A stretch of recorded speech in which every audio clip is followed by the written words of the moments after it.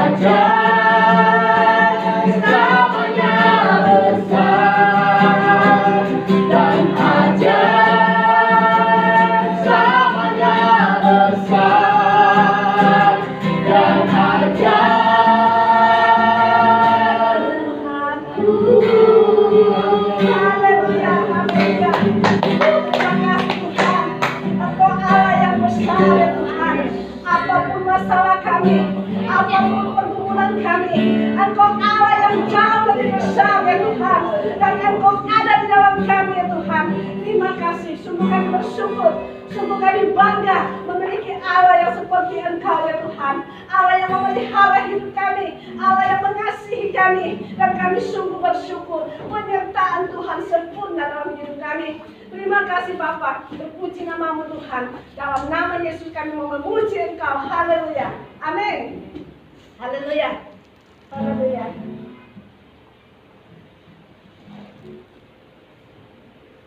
Dan yang ketiga, sekarang puji syukur.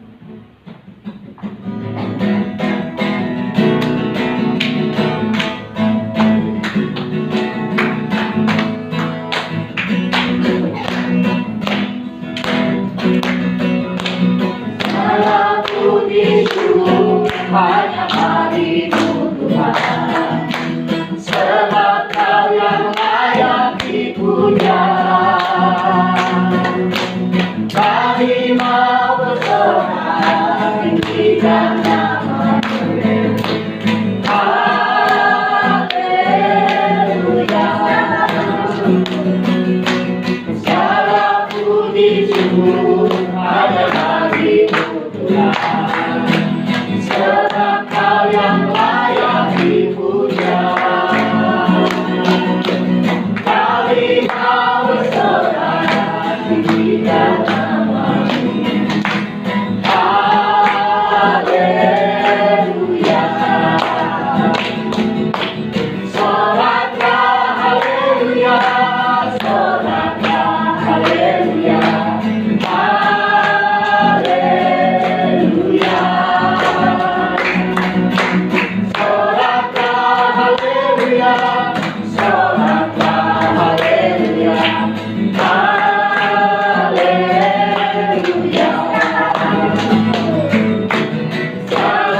puji syukur hanya bagimu Tuhan, sebab Kau yang layak dipuja.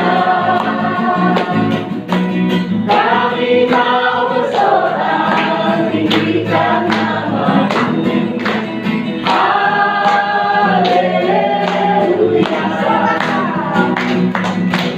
Soraklah haleluya, soraklah haleluya, haleluya. Soraklah haleluya, soraklah haleluya, haleluya. Soraklah haleluya, soraklah haleluya, haleluya. Soraklah haleluya, soraklah haleluya, haleluya,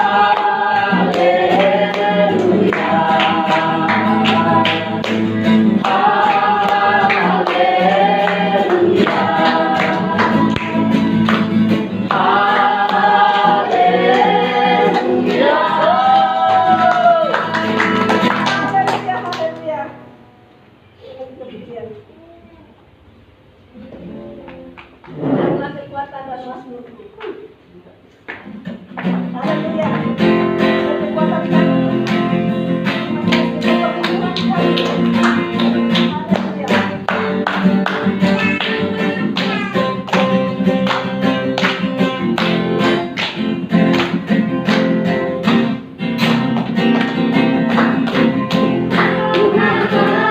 Tuhan dan Mazmurku, ya gunung batu dan keselamatanku, hanya padamu hatiku percaya. Allah berharap dan kota perlindungan. Tuhanlah kekuatan dan Mazmurku, yang gunung batu dan keselamatanku, hanya padamu hatiku percaya. Allah berharap dan kota perlindungan. Ku mau selalu bersyukur, sebab cintamu padaku takkan pernah berubah.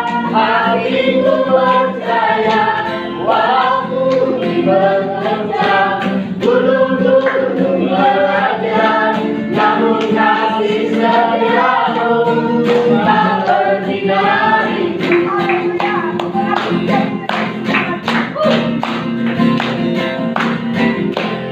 Tuhanlah kekuatan dan Mazmurku, ya gunung batu dan keselamatanku, hanya padamu hatiku percaya. Allah berharap dan kota perlindungan. Ku mau selalu bersyukur, sebab cintamu padaku takkan pernah berubah. Hatiku percaya, walaupun diterjang gunung-gunung merajang, namun kasih setiamu tak pergi dariku. Ku mau selalu bersyukur, sebab cintamu padaku takkan pernah berubah. Hatiku percaya, walaupun diterjang gunung-gunung merajang, namun kasih setiamu tak pergi dariku. Kasih setiamu tak pergi dariku. Kasih setiamu tak pergi dariku.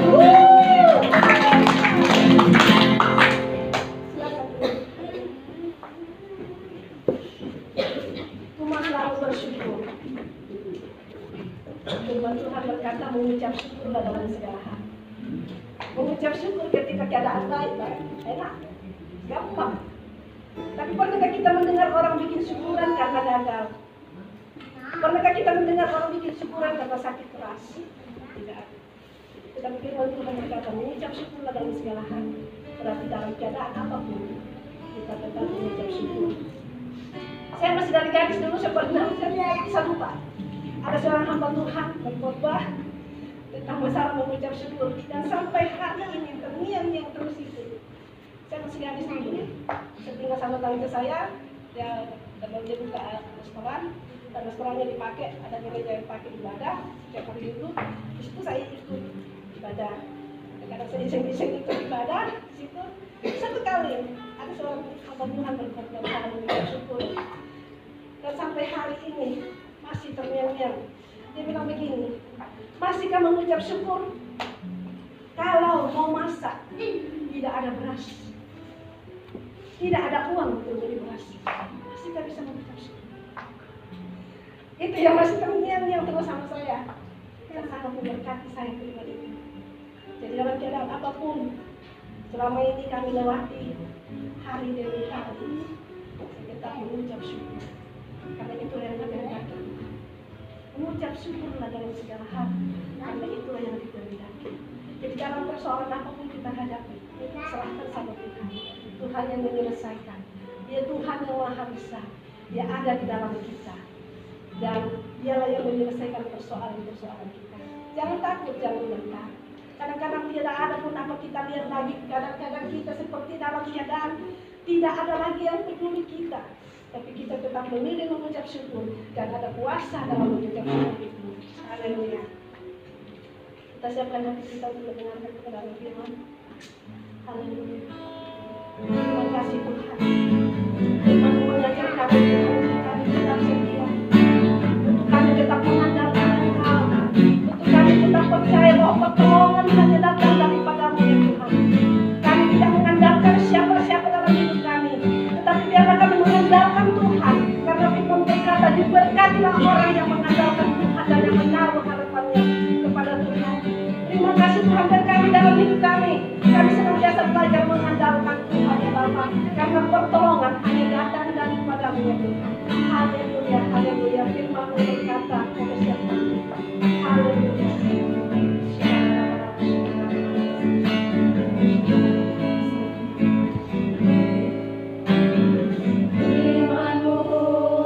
Kata Kau besertaku,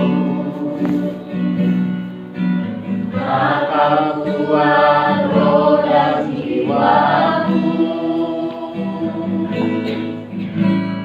Tangan-Mu Tuhan selalu ku nantikan.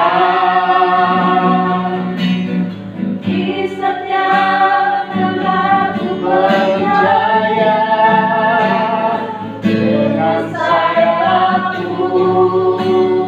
Ku akan terbang tinggi di tengah badai hidup.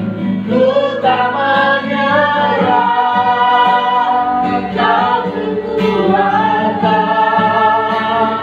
dan perlindungan bagiku.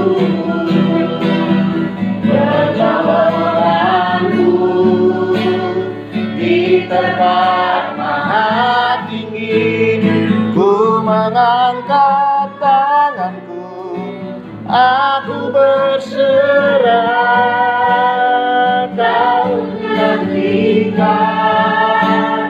Kau yang ku sembah, Yesusku, Rajaku.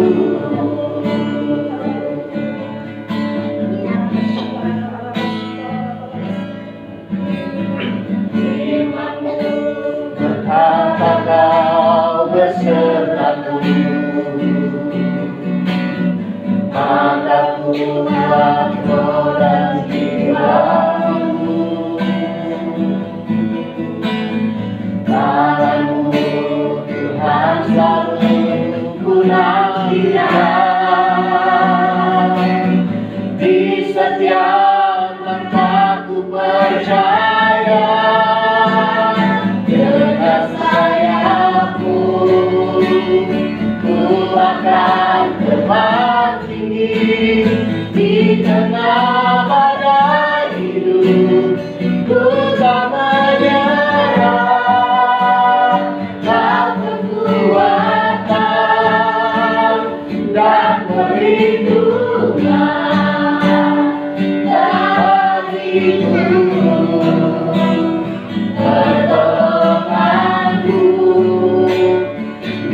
tempat mahal ini, ku mengangkat tanganku, aku berserah.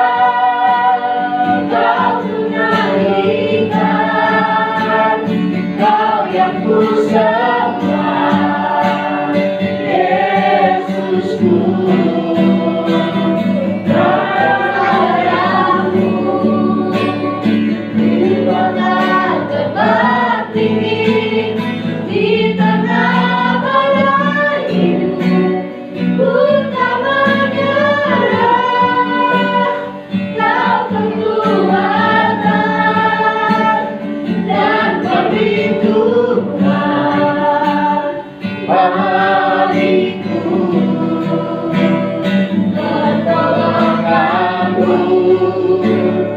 Di tempat mahal tinggi, ku mengangkat tanganku, aku berserah. Kau menyanyikan, Kau yang ku sembah, Yesusku, Rajaku.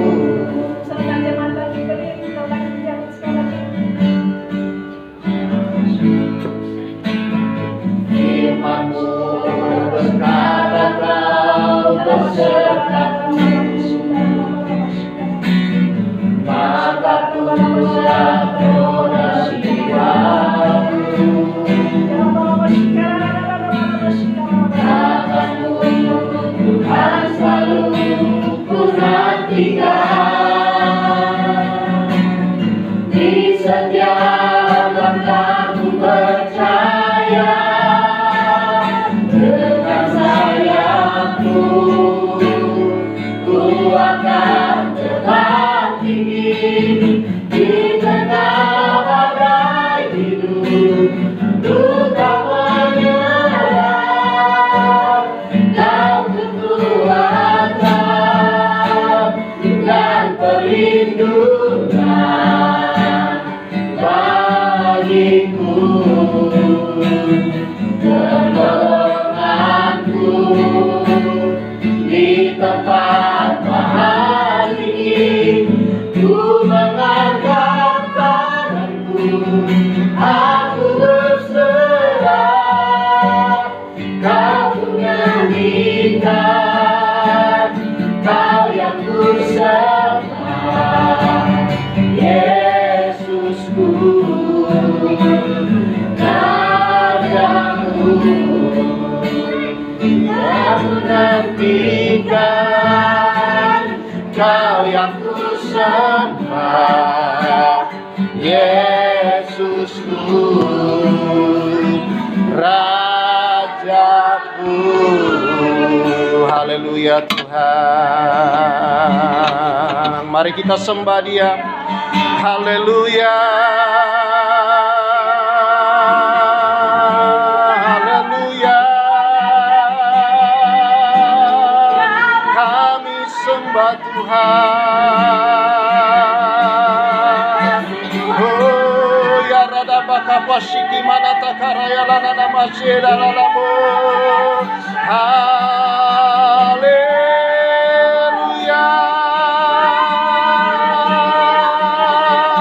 Kami tinggikan Tuhan, kami sembah muliakan Tuhan, sebab Kau besar, maha kuasa dan mulia. Segala perkara mungkin bagimu Tuhan. Haleluya.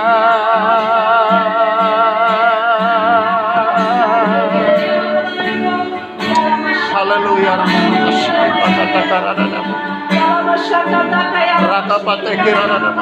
Haleluya. Allah yang kudus, Kau Allah yang kudus.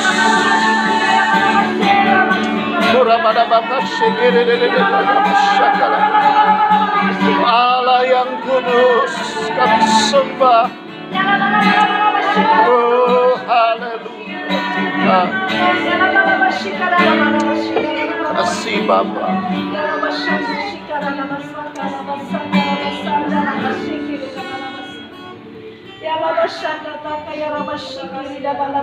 Haleluya, haleluya. Kau Allah yang kudus, Kau Allah yang besar, maha mulia, yang hadir dalam hidup kami senantiasa. Engkau berkuasa menaungi kami, Kau berkuasa melindungi kami, Engkau berkuasa dalam segala perkara memberkati hidup anak-anak-Mu. Kau berkuasa Tuhan senantiasa menyertai kami semua. Dan bersyukur Tuhan untuk ibadah ini. Kami bersyukur atas anugerah-Mu, kehadiran-Mu dalam hidup kami. Kau lebih besar dari segala persoalan. Kau lebih besar dari segala masalah apapun dalam kehidupan kami. Dan Kau tiada duanya ya Tuhan. Terima kasih Tuhan. Bersabda, berfirman bagi kami. Karena firman itulah terang bagi jalan hidup kami. Supaya kami tidak jatuh dalam dosa. Supaya kami tidak terjerat dengan jerat iblis. Supaya kami tidak tersandung di jalan kami Tuhan. Dan tidak menjadi batu sandungan di jalan kami. Kami perlu firman. Firman itulah Tuhan yang menjadi terang di seluruh jalan hidup kami. Terima kasih Tuhan. Roh Kudus, roh hikmat dan wahyu atas kami, yang memberi kami Tuhan pengenalan akan Allah yang baik dan benar. Berfirman di dalam kami, lewat kuasa roh Kudus-Mu mengurapi kami. Kami bersyukur Tuhan, semua kuasa dunia, roh dunia ini Tuhan, roh-roh jahat, kedagingan dunia, kami tolak dia demi nama Yesus. Hanya kuasa Roh Kudus berkarya menerangi jiwa kami Tuhan. Kami pulang dalam kuasa kebenaran firman yang mengubah hidup kami. Dalam nama Yesus Kristus yang hidup. Haleluya. Amin. Amin.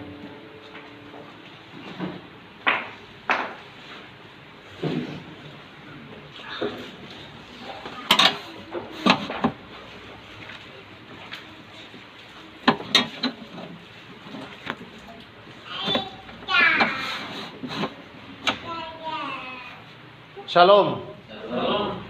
Puji Tuhan, kita akan bersama-sama membaca firman Tuhan. Saya ambil di dalam kitab Ayub, pasal yang ke-42.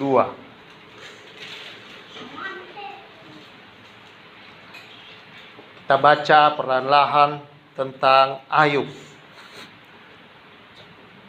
Ya. Saya baca mulai dari ayat yang pertama. Nanti kita belajar sama-sama. Ayub mencabut perkataannya dan menyesalkan diri. Maka jawab Ayub kepada Tuhan, "Aku tahu bahwa Engkau sanggup melakukan segala sesuatu, dan tidak ada rencanamu yang gagal."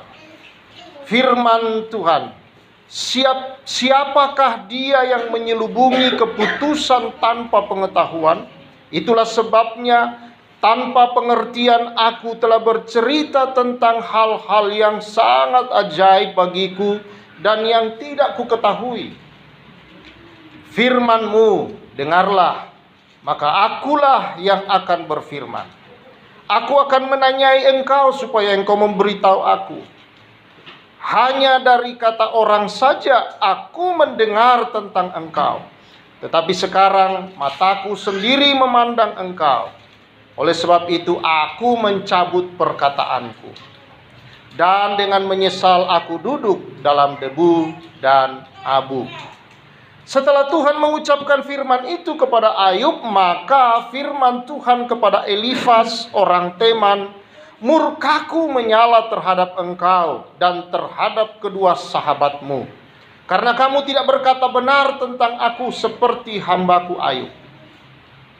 Oleh sebab itu ambillah 7 ekor lembu jantan dan 7 ekor domba jantan, dan pergilah kepada hambaku Ayub. Lalu persembahkanlah semuanya itu sebagai korban bakaran untuk dirimu. Dan baiklah hambaku Ayub meminta doa untuk kamu, karena hanya permintaannya lah yang akan kuterima, supaya aku tidak melakukan aniaya terhadap kamu, sebab kamu tidak berkata benar tentang aku seperti hambaku Ayub." Maka pergilah Elifas orang Teman, Bildad orang Suah, dan Sofar orang Naamah. Lalu mereka melakukan seperti yang difirmankan Tuhan kepada mereka, dan Tuhan menerima permintaan Ayub. Lalu Tuhan memulihkan keadaan Ayub setelah ia meminta doa untuk sahabat-sahabatnya. Dan Tuhan memberikan kepada Ayub 2 kali lipat dari segala kepunyaannya dahulu. Sampai di situ dulu saudara-saudara yang saya kasih dalam Tuhan Yesus. Kita semua, saya yakin bahwa kita pernah membaca atau mendengar kisah Ayub. Bagaimana Tuhan sendiri di depan si iblis itu berkata, "Apakah kau melihat hambaku Ayub? Tidak ada orang yang saleh seperti dia." Jadi ini orang yang luar biasa nih Ayub, saudara.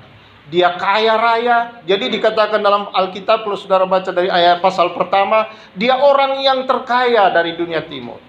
Lalu kemudian saudara-saudara dikatakan selain dia kaya, dia saleh.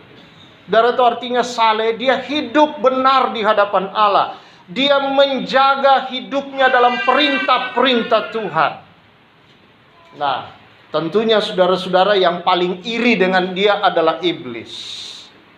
Ya, maka iblis satu kali menghadap Tuhan. Ya, saya pernah menjelaskan kenapa iblis bisa menghadap Tuhan di dalam perjanjian lama, saudara-saudara, mendakwa Ayub. Karena pada masa itu Yesus belum mati dan belum bangkit, belum naik ke surga. Nah, ketika Yesus naik ke surga membawa darahnya, membersihkan itu semua, iblis tidak bisa mendakwah lagi di hadapan Tuhan. Karena Yesus di sebelah kanan Allah menjadi perantara kita, pembela kita di sana. Ya, nah, Ayub tidak punya pembela.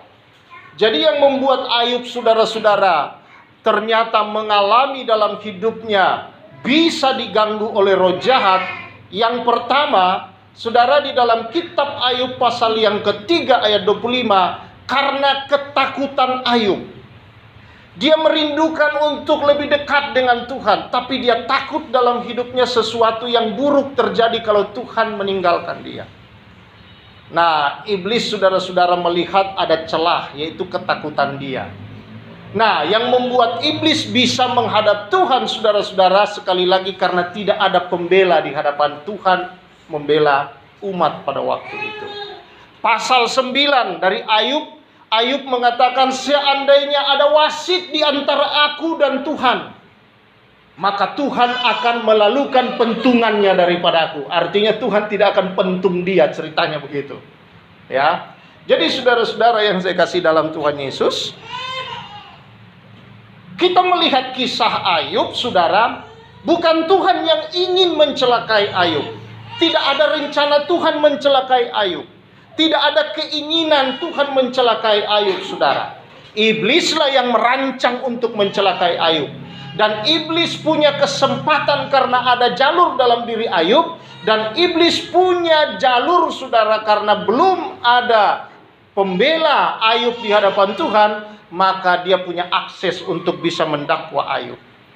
Jadi saudara, Allah tidak pernah mengambil dari Ayub. Allah tidak pernah merampas apapun dari Ayub. Yang merampas dari Ayub di dalam kitab pembacaan Ayub ini, saudara, adalah iblis itu sendiri. Setan, iblis itu, saudara, yang merampas, mengambil anaknya, membunuh semua anaknya, semua harta bendanya, bahkan pegawai-pegawainya dibunuh. Setiap pegawainya, saudara, yang gembala-gembala onta dibunuh semua, disisakan satu untuk melapor Ayub. Gembala-gembala domba dibunuh semua, saudara, sisakan satu untuk melapor Ayub. Saudara, semua anaknya Ayub habis semua dan dilaporkan kepada Ayub. Istri Ayub, saudara-saudara, pun tidak menjadi seorang penolong yang baik pada masa Ayub dalam keadaan susah. Rupanya iblis tidak puas, saudara. Ketika semua harta dan anaknya sudah diambil oleh iblis, iblis nggak puas, datang lagi kepada Tuhan. Ya, bagaimana dia nggak sembah kau, Tuhan? Tubuhnya masih sehat-sehat. Lalu Tuhan berkata, oke lah, apa yang kau bisa buat dengan tubuhnya? Nyawanya bukan milikmu. Baru apa yang terjadi? Iblis menulahi tubuhnya dengan gatal-gatal. Saya nggak tahu gatalnya kayak apa, saudara. Tapi itu Alkitab berkata dia menggunakan beling untuk garuk badan. Mungkin itu gatal yang walaupun perih tapi makin digaruk makin enak rasanya gitu, tapi sakit. Tapi ia tidak tahan gatalnya. Ya, itu penderitaan yang luar biasa dari ubun-ubun kepala sampai kaki, saudara. Itu terjadi penderitaan yang luar biasa. Nah, saudara yang saya kasih di dalam Tuhan, di tengah-tengah menderita begitu, istrinya datang maki-maki dia lagi. Masih mau percaya kau sama Tuhan? Hah? Dasar laki-laki bodoh, sangkali Tuhanmu itu. Ayub jawab apa? Perempuan gila kau. Masa cuma mau terima yang baik, yang tidak baik kau tidak mau terima? Dalam hal ini Ayub tidak bersalah, kata Alkitab.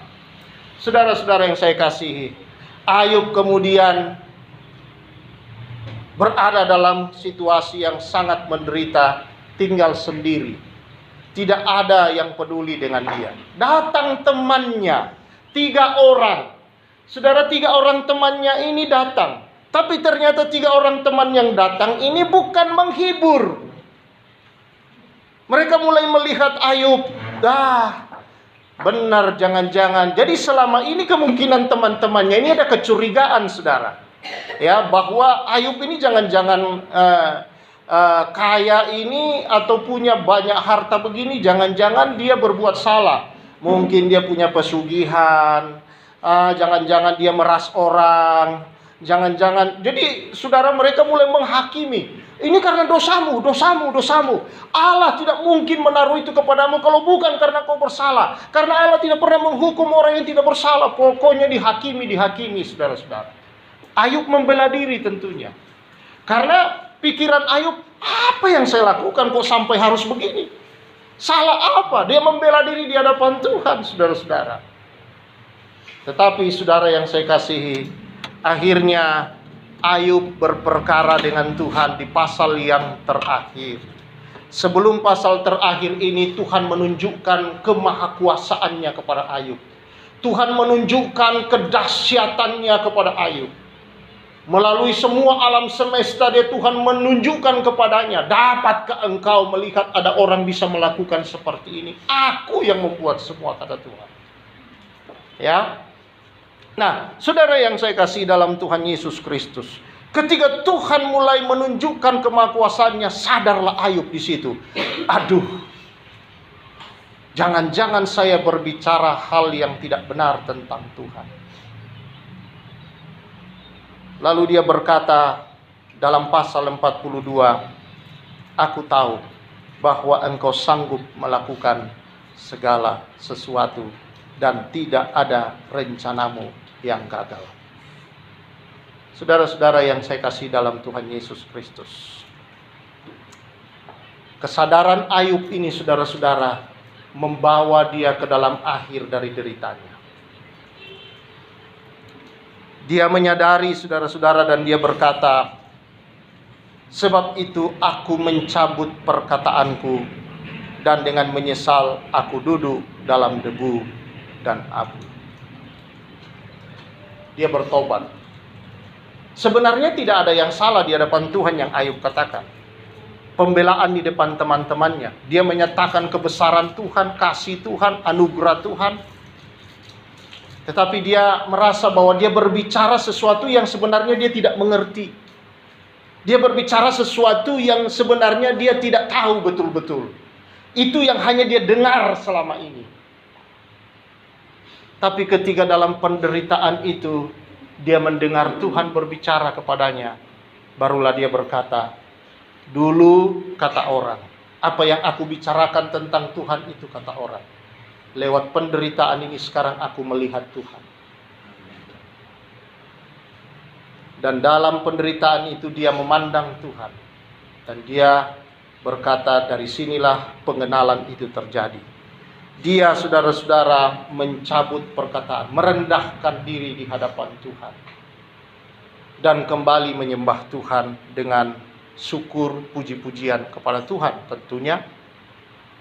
Lalu Tuhan berkata begini, ayat 7. Setelah Tuhan mengucapkan firman itu kepada Ayub, maka firman Tuhan kepada Elifas orang Teman, murkaku menyala terhadap engkau dan terhadap kedua sahabatmu, karena kamu tidak berkata benar tentang aku seperti hambaku Ayub. Saudara-saudara yang saya kasih di dalam Tuhan Yesus Kristus. Tidak selalu saudara-saudara kalau orang bicara rohani, ya, tidak selalu ketika seseorang kelihatan rohani bahwa itu betul-betul dia rohani.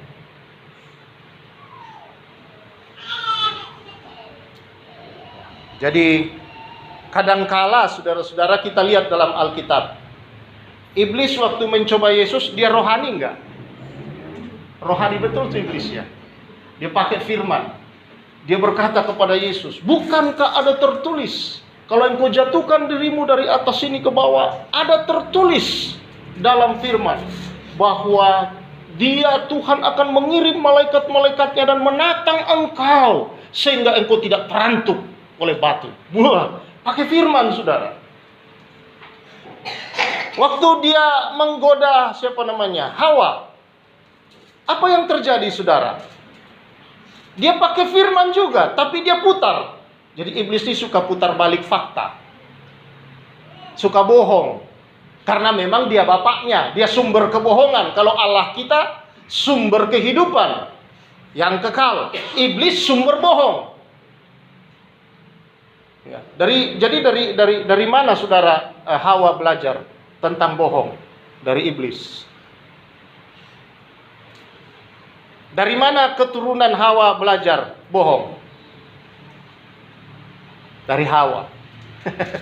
Turun temurun. Ya kan? Ya, jadi dari iblis turun ke Hawa, Hawa ke Adam. Adam akhirnya waktu Tuhan tanya, berkelit juga dia, perempuan ini Tuhan. Akhirnya saling tuduh satu dengan yang lain. Hanya iblis yang jujur kelihatannya malah. Dia tidak membela diri apa-apa di hadapan Tuhan, dan dia dikutuk oleh Tuhan. Ya. Nah, saudara-saudara yang saya kasih dalam Tuhan Yesus Kristus, inilah yang kita lihat bahwa iblis putar. Ya. Bicaralah iblis kepada Hawa. Hai Hawa, bukankah Tuhan berkata kepadamu bahwa semua pohon dalam taman jangan kau makan? Hawa tersentak. Bukan gitu. Tuhan bilang boleh semua. Yang ini yang nggak boleh. Loh, kenapa nggak boleh? Tuhan bilang kalau kami makan, kami akan mati. Iblis ketawa. Ya. Kalau iblisnya dalam bentuk kuntilanak, saudara, mungkin ketawanya beda waktu itu. Ya. Cuma Hawa kan lari kalau begitu. Nah, jadi saudara yang kekasih, dia hadir di situ dan ketawalah iblis itu. Nggak begitu. Sebenarnya begini loh Ibu Hawa. Sebenarnya Tuhan tuh takut kalau kamu makan nih buah ini, kamu jadi sama seperti Tuhan. Dia putar balik tuh firman saudara. Nah, inilah pekerjaan si jahat yang terjadi. Kami punya teman dulu saudara-saudara, ya teman yang jadi jemaat, ya. Dia berhasil pada waktu kami masih di Pulau Kalimantan, dia berhasil dalam usaha. Diberkati Tuhan luar biasa. Dia terkenal, usahanya dikenal, dan dia dikenal di Balikpapan pada waktu itu orangnya. Dan apa yang terjadi saudara? Ada orang lain yang datang dari Jakarta yang mau buka tambang di Kalimantan, ajak dia kerjasama. Ya. Ngajak dia kerjasama saudara, orangnya luar biasa, berwibawa kelihatan, sopannya luar biasa saudara, pakai ayat-ayat firman Tuhan, ikut ibadah penyembahan bagus. Ya, dia dari gereja yang besar di Jakarta. Dia selalu kirim ayat-ayat firman, menguatkan, ngasih firman kepada teman ini saudara. Dan apa yang terjadi saudara? Mereka berbisnis lah. Setiap dia datang dari Jakarta, karena teman ini yang diberkati Tuhan, dia juga punya mobil-mobil, rental mobil. Dia pakai kendaraan-kendaraannya untuk masuk di lokasi. Dia pakai saudara-saudara, dia janji banyak hal, sehingga teman ini mau investasi terus, duit keluar. Duit keluar, duit keluar. Ujung-ujungnya saudara ternyata dia ditipu. Ini yang namanya apa? Serigala bulu domba. Nah, dalam bisnis sudah dia ditipu ternyata. Satu kali Ya, sebenarnya Tuhan bicara kepada kami untuk mengingatkan. Istri saya sudah mengingatkan kepada istrinya. Tapi, oh tidak, dia baik, dia kirim ayat, dia perhatian, dia doa, luar biasa orangnya. Ya begini-begini. Wah, satu kali saudara Tuhan bicara jelas dengan saya. Melalui Alkitab Tuhan kasih sebuah firman. Saya panggil, saya beritahu begini. Wah, dia kayaknya kesel dengan saya. Dia tidak percaya, dia pikir kamu tahu apa bisnis. Udah ngurusin jemaat aja. Ya sudah, dia tidak mau dengar. Dan apa yang terjadi saudara? Bangkrut dibikin. Akhirnya dia keluar dari Balikpapan, melarikan diri karena malu. Nah, saudara yang saya kasih dalam Tuhan. Jadi tidak selalu kita harus melihat. Kita perlu kepekaan dalam hidup saudara-saudara. Ya, kita perlu makanya hidup dalam roh. Karena di dalam kuasa Roh Kudus, di dalam hidup kita dan hidup di dalam kebenaran firman, tidak mudah bagi iblis untuk menipu hidup kita, menipu kita, saudara. Ya, kita berpegang di dalam kebenaran firman Tuhan. Karena kebenaran firman Tuhan punya kuasa. Ada kuasa dalam firman itu, saudara, mengubah hidup orang. Bukankah kita melihat kekristenan di dunia ini terbesar? Dan mereka berubah, orang-orang ini menjadi percaya Yesus karena apa? Karena firman. Seperti yang saya sampaikan hari Minggu yang lalu, ada orang yang bertobat bukan karena kalimat-kalimat yang kayaknya bagus begitu. Tapi hanya karena dia mendengar di dalam Alkitab Yesus berkata, Yesus berfirman, hanya kata itu. Maka berkatalah Yesus, aku berkata kepadamu. Duh, mikir dia, oh Yesus bisa berfirman ya, bisa berkata. Kok nabiku tidak bisa berfirman? Maka dia berpikir kalau dia bisa berfirman, dia bisa memerintah, berarti dia adalah Tuhan. Dan dia percaya Yesus. Ya sederhana. Cuma kata-kata itu, coba kalau saudara yang baca itu, kira-kira ada artinya buat saudara enggak? Kayaknya ya kalimat biasa. Nah, firman yang berikutnya itulah yang mungkin berarti buat kita, perkataannya itu. Ya. Tetapi kata-kata, maka berkata berfirmanlah Yesus, atau Yesus berkata, aku berkata kepadamu. Hanya kalimat itu, aku berkata kepadamu. Saudara, itu bikin orang bertobat. Ada kuasa dalam firman. Orang yang hidup dalam firman Tuhan akan tetap berdiri walau di tengah badai. Akan tetap maju, akan tetap berjalan saudara-saudara walau di tengah badai. Amin. Biar badai sebesar apa, gelombang sebesar apa di tengah, ada banjir sebesar apapun, api yang panas sebesar apapun, kalau orang dalam firman Allah, dia tidak mudah terbakar, dia tidak terbawa arus, dia tidak tenggelam, dan dia juga saudara-saudara tidak akan diterbangkan begitu saja atau dihalau oleh angin atau dihancurkan oleh gelombang. Karena dia berdiri di atas sebuah kebenaran yang berkuasa atas semua gelombang, badai, dan atas api, atas semua perkara-perkara dunia. Firman Allah lah yang membentuk segala sesuatu. Maka firman Allah itu berkuasa meredakan segala sesuatu. Firman yang hidup itulah Yesus. Makanya Yesus ketika ada gelombang, dia tinggal berkata, diam, tenang. Semua nurut perintahnya. Gak ada masalah. Jadi orang yang hidup dalam firman, saudara-saudara, akan lebih cepat masuk di dalam pemulihan ketika dia menghadapi persoalan hidup. Inilah ketika firman Allah datang kepada Ayub. Ayub menyadari, saudara-saudara, ada yang salah, ada yang tidak benar. Jangan-jangan aku berkata sesuatu begitu saja tanpa aku ketahui bahwa kebenarannya. Maka dia cabut perkataan itu di hadapan Tuhan, saudara.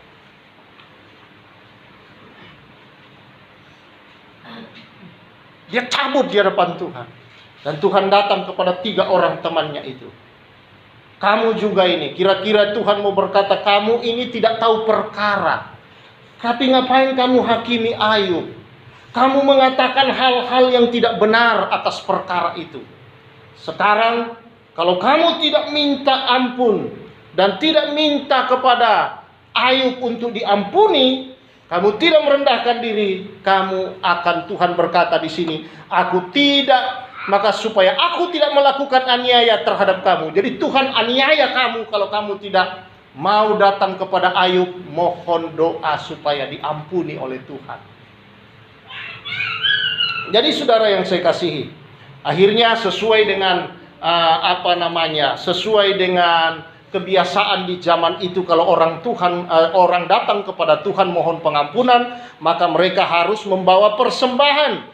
Ambillah 7 ekor lembu jantan, 7 ekor domba jantan, pergi kepada hambaku Ayub, persembahkan sebagai korban bakaran untuk dirimu.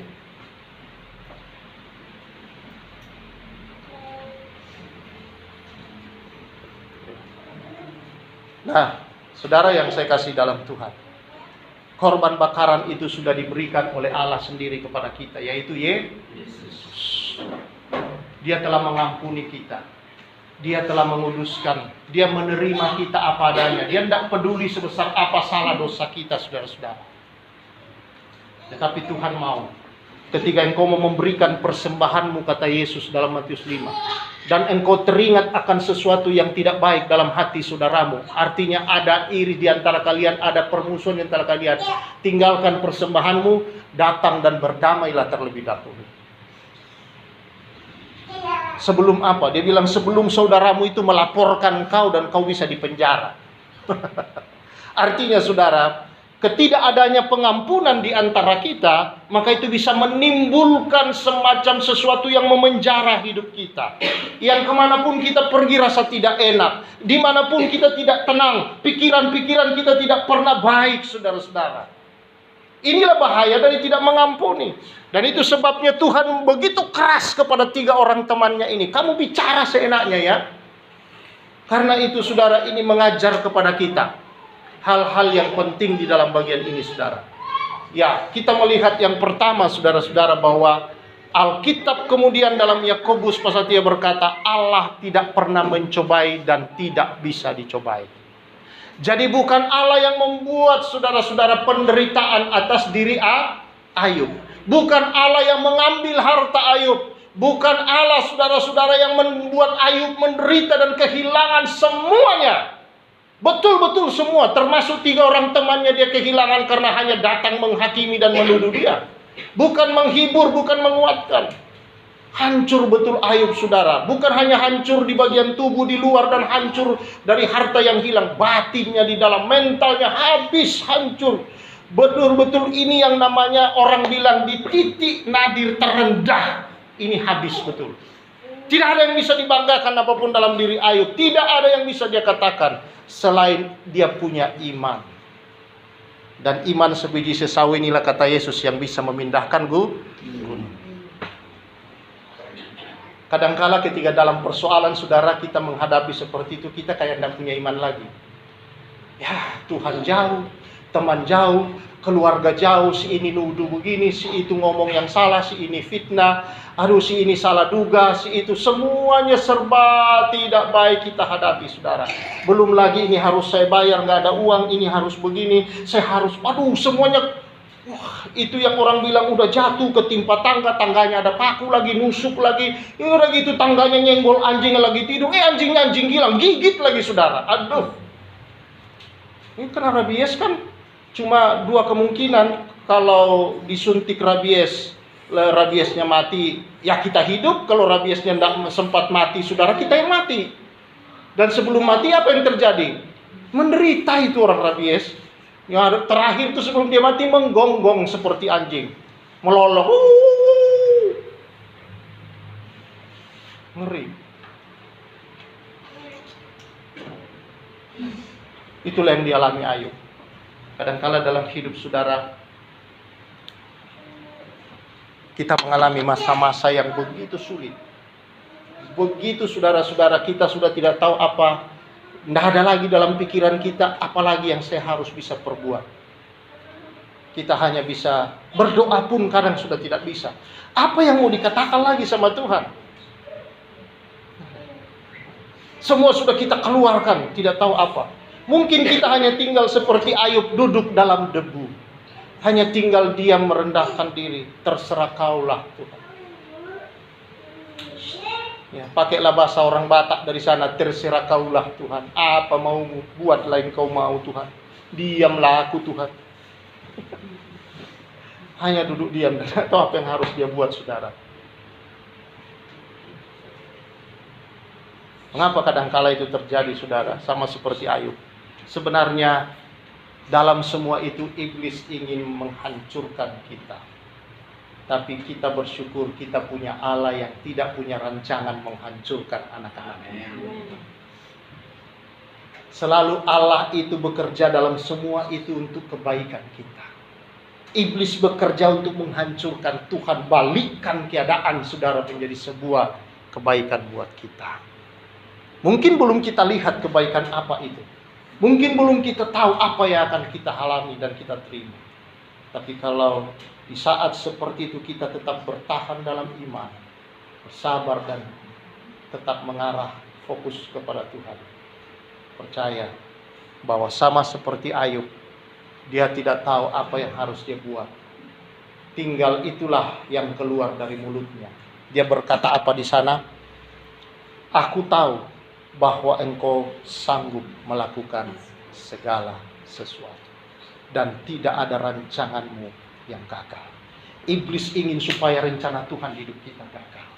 Iblis mau supaya rencana Tuhan sama sekali tidak terjadi di hidup kita. Iblis ingin supaya yang terjadi di hidup kita rencana-rencana iblis. Tetapi apa kata firman Tuhan? Tidak ada rencanamu yang gagal. Tuhan juga tidak ingin bahwa rencananya itu gagal dan tidak bisa gagal, saudara. Mungkin ketika kita dalam lembah kekelaman itu sepertinya gagal. Sepertinya Tuhan jauh. Tuhan kok saya doa kayak gak ada apa-apa. Semua kebentur di atas, balik lagi doanya. Gak bisa tembus kemana-mana. Kita tertekan. Kita putus asa di dalam. Saya yakin bahwa sedikit lagi mungkin saudara-saudara, kalau Tuhan tidak tepat menolong pada waktunya, sedikit lagi Ayub mungkin akan hilang akal. Berada dalam stres yang terberat dalam hidupnya. Tapi Tuhan tahu batas kemampuan. Dan dia melihat bahwa betul-betul Ayub telah merendahkan diri di hadapannya. Dan mengalami perjumpaan dengan Tuhan di tengah-tengah situasi itu. Maka apa yang terjadi, saudara? Ayat 10 berkata, Tuhan memulihkan keadaan Ayub. Jadi saudara, bukan Tuhan yang mengambil, tapi yang ada adalah Tuhan yang memberi. Dan ketika dia kembalikan, saudara, bukan hanya kembalikan satu, dia kembalikan dua. Berbunga rupanya ya. Iblis saudara ngambil, tetapi Tuhan jadikan itu kayak tabungan. Apa yang iblis lakukan, Tuhan bikin jadi tabungan. Maka ada bunganya. Keluar menjadi dua. Inilah Allah kita. Dia bukan Allah yang mengambil. Dia bukan Allah yang mencelakai. Jangan curiga dengan Tuhan ketika engkau mengalami persoalan dalam hidup, saudara-saudara. Dan ketika kita mengalami persoalan dalam hidup, jangan banyak asumsi kita buat. Dalam rumah tangga, suami mulai lihat, dasar memang perempuan begitu.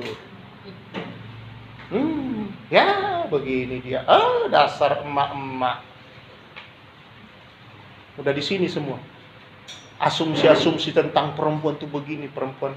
Demikian juga dengan si ibu. Semua laki-laki sama aja. Gak ada bedanya, semua laki-laki sama aja. Nyesel. Kenapa dulu nggak nongol ya? Saudara-saudara yang saya kasih dalam Tuhan. Ya. Pacaran itu, saudara-saudara, apa yang terjadi? Itu taman bunga es krim yang terindah. Iya. Saya ingat di Bandung dulu, saudara, masa saya SMA itu ada sebuah taman. Kalau kita mau naik di Lembang, di pinggir itu, saudara, ada taman namanya Taman Es Krim. Yeah.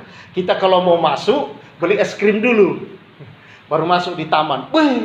Saudara tahu, begitu masuk taman itu harum bunga.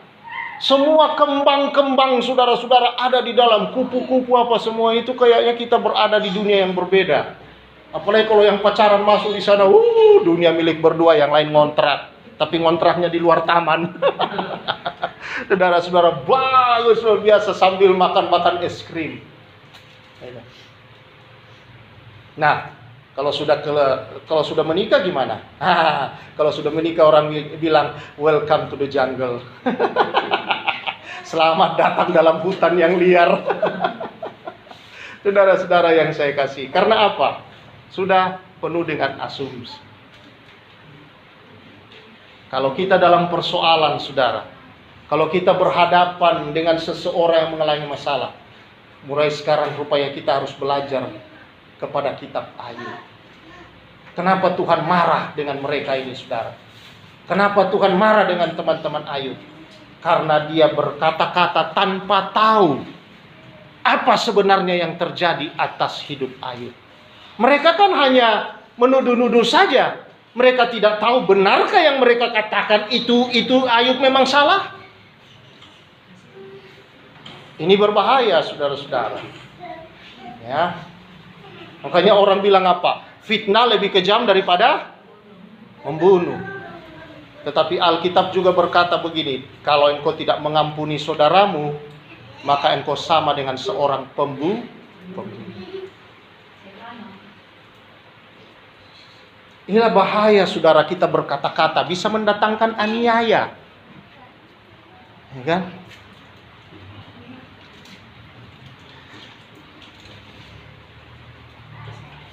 Dalam perjalanan pelayanan kami, saudara-saudara, banyak sekali kami mengalami, namanya kita difitnah, namanya kita dibully, namanya kita diperlakukan tidak adil. Kami ngalami, saudara-saudara.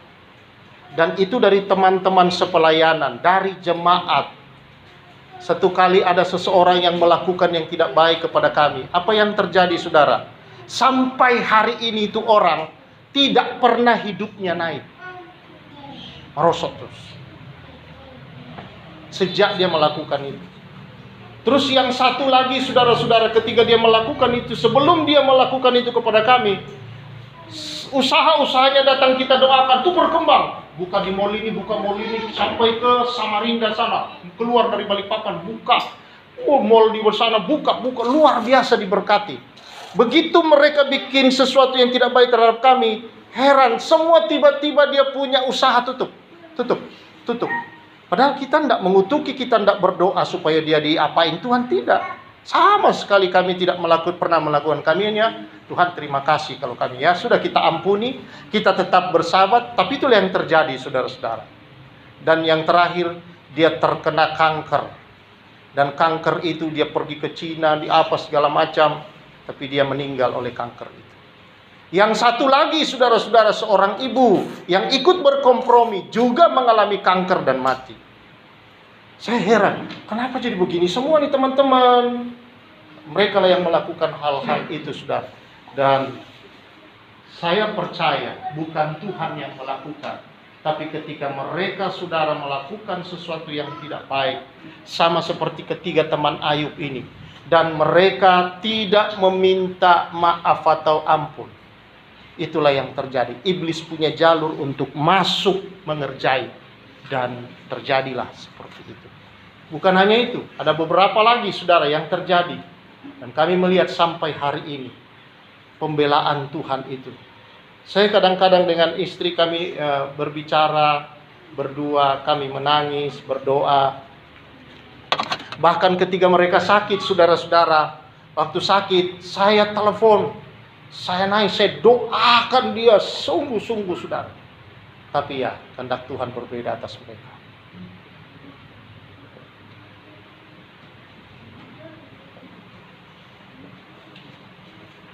Karena itu saya mau beritahu kepada kita.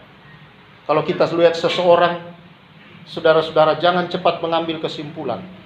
Jangan cepat menuduh, apalagi mengeluarkan perkataan dan bercerita sesuatu yang tidak baik. Ayub dan teman-temannya contoh buat kita. Saya dengan istri biasa saya bilang, apa ya istimewanya kita ya? Kenapa ini semua terjadi? Dan saya tahu jawaban Tuhan bahwa, saudara, firman Tuhan tetaplah firman Tuhan. Kalau kita berjalan dalam kebenaran, kebenaran itu akan membuktikan dirinya sebagai kebenaran. Tapi kalau kita, saudara-saudara, hidup dalam kebohongan, hidup di dalam tipu daya, hidup dalam tidak, satu saat akan terjadi. Karena Alkitab berkata, yang menabur dalam daging pasti menuai dari daging. Tapi yang menabur dalam roh akan menuai dalam roh. Tidak heran saudara, orang yang banyak menabur menyakiti orang lain, melakukan perkara yang tidak baik orang lain, masa ketika dia mau menikmati hidupnya di masa akhir-akhir, justru dia menuai yang tidak baik. Uang yang sudah dikumpuli banyak untuk masa tua bersenang-senang, bukan bersenang-senang. Habis dipakai buat dokter, buat obat ini. Tapi tidak mati-mati, panjang penderitaannya itu sudah menuai di dalam daging. Itulah sebabnya saudara, akhirnya orang bilang, aduh ini kan sudah umur. Ya ini penyakit orang tua. Bukan penyakit orang tua. Itu penyakit akibat apa? Menabur dalam daging. Akhirnya menuai dengan daging. Hari ini kita belajar saudara. Lidah punya kuasa. Karena itu anak Tuhan harus hati-hati. Jagalah hatimu dengan segala kewaspadaan. Dari sanalah terpancar kehidupan. Jadi kalau hati kita di dalam sudah tidak benar, keluar akan di mulut. Mungkin kedengarannya rohani yang keluar, tetapi sedang memutar fakta. Ini pun bahaya. Mari hari ini kita datang ke hadapan Tuhan. Kita mau dipulihkan seperti air. Dan saya percaya kalau kita merendah diri saudara, saya yakin pemulihan datang dalam hidup. Amin. Tidak ada yang bisa menghalangi berkat-berkat Tuhan. Tidak ada yang bisa mengambil. Tidak ada yang bisa mencuri kalau tidak ada celah. Rasul Paulus berkata, jangan beri kesempatan kepada iblis. Tutup dia punya jalan, tutup dia punya jalur, buka jalur berkat Tuhan ke dalam hidup kita. Mari kita berdoa.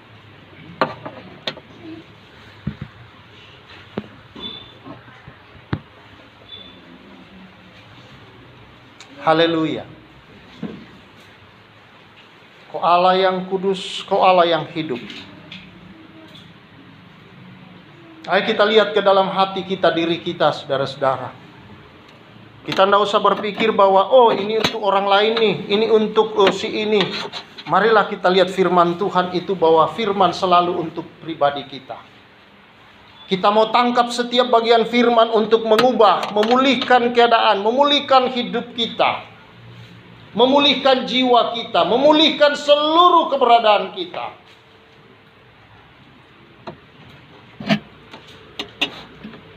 Iblis boleh mereka yang jahat, ingin kita hancur, ingin rumah tangga kita, pekerjaan kita, usaha kita, hubungan-hubungan kita, tapi Tuhan tidak merancang itu. Dan Tuhan memberi kita kuasa anugerahnya untuk melawan iblis. Dan dia berkata, lawanlah iblis, dia akan lari daripadamu. Terima kasih Tuhan. Karena itu mari kita tunduk bersama di hadapan Tuhan. Oh haleluya. Rakapashiki manatakala masantala. Haleluya Tuhan. Kami percaya hari ini kuasa firman-Mu yang melepaskan kami. Firman-Mu memerdekakan kami Tuhan. Firman-Mu, oleh kuasa firman-Mu kami dibersihkan Tuhan. Kami dikuduskan. Kami disucikan Tuhan. Firman-Mu berkuasa untuk membawa kami ke dalam pemulihan dan berkat besar. Kami tahu kalau kami mengalami banyak Tuhan tantangan hidup, banyak cobaan hidup, banyak persoalan-persoalan, adalah supaya kami berjumpa dengan Tuhan. Iblis ingin supaya kami berpisah dengan Tuhan, tapi justru Engkau menggunakan ini kami menjumpai Tuhan. Bahwa Tuhan baik, Tuhan penuh anugerah, kasih karunia. Dan Tuhan mau kehidupan kami menikmati berkat-berkat Tuhan. Karena itu hamba berdoa Tuhan di dalam jemaat ini, kalau ada perkara-perkara yang bukan dari Tuhan, ada ular-ular jahat yang berusaha mulai masuk dan mau menipu, mau merusak dalam rumah tangga, dalam pribadi-pribadi Tuhan, aku berdoa demi nama Yesus. Racun-racun bisa iblis yang dia semburkan ke dalam pikiran-pikiran dan hati dan lidah, dalam nama Yesus. Usir dari jemaat ini, usir dari gerejamu ini itu, usir dari rumah tangga jemaat. Aku usir dari pekerjaan, dari usaha anak-anakmu ya Tuhan, dalam nama Yesus. Oleh kuasa darah Yesus, kuasa darah Yesus yang melepaskan. Dan kami percaya ketika firman ini disampaikan, firman ini mengeluarkan semua dari kami Tuhan. Firman ini Tuhan menyembuhkan kami. Dan hari ini Tuhan, berkat Tuhan yang berlimpah dicurahkan. Kami percaya pemulihan terjadi Tuhan. Kami tahu waktu Tuhan adalah waktu yang terbaik. Waktu Tuhan adalah waktu yang terindah bagi setiap pribadi kami. Hamba tidak tahu apa yang menjadi persoalan anak-anakmu, tapi Engkau tahu ya Tuhan. Engkau mengerti Tuhan apa yang sedang dihadapi, dialami dalam rumah tangga, dalam usaha, dalam pekerjaan, dalam hubungan mereka. Tuhan tahu segala perkara. Tuhan menolong, Tuhan hadir, Tuhan melepaskan, Tuhan menghibur, menguatkan. Terima kasih Tuhan. Kami bersyukur. Mari Roh Kudus berkarya, ora kapasita. Berkarya di tengah umatmu ini dalam hidup mereka. Bekerja Tuhan, bekerja. Teduhkan hati anak-anakmu. Ada kasih Tuhan mengalir. Ada kasih yang saling menolong, kasih yang saling mengampuni, kasih yang saling Tuhan menerima, kasih yang saling mendorong melakukan hal-hal yang baik dan benar. Kasih yang saling memberkati, kasih yang tidak takut melakukan kehendak rencana Tuhan, karena rencana Tuhan adalah rencana yang terbaik dan yang tidak akan pernah gagal Tuhan. Terima kasih. Walau iblis berusaha menggagalkan dengan cara apapun Tuhan, tapi rencanamu adalah rencana yang kokoh, tidak akan pernah dapat dikalahkan oleh kuasa apapun. Karena itu kami bersandar dalam Engkau, kami bertekuk lutut di dalam Engkau Tuhan, menaruh seluruh harapan kami hanya dalam Engkau. Sama seperti pemazmur berkata, kami melayangkan mata kami ke gunung-gunung, dari manakah pertolongan? Pertolongan kami hanya daripadamu Tuhan. Terima kasih Tuhan, percaya anugerah-Mu, berkat-Mu, kuasa kekuatan-Mu di setiap anak-anak-Mu. Dan hari ini pulang anak-anak-Mu dalam berkat pemulihan, dalam berkat ya Tuhan, di mana seluruh hidup kami direstorasi Tuhan, dibaharui Tuhan, diubahkan. Mulai hari ini Tuhan, aku percaya ada pemulihan di rumah tangga, ada pemulihan di dalam pekerjaan, keuangan anak-anak-Mu dipulihkan, keuangan gerejamu dipulihkan. Semua roh pencuri, semua roh perampok, semua roh pembunuh dalam umat, dalam jemaat ini, keluar dalam nama Yesus. Hanya berkat ilahi yang mengalir, kuasa ilahi yang dilepaskan Tuhan. Terima kasih Tuhan, kami bersyukur, kami muliakan, tinggikan Engkau dalam nama Yesus yang hidup, Allah yang berkuasa itu. Haleluya.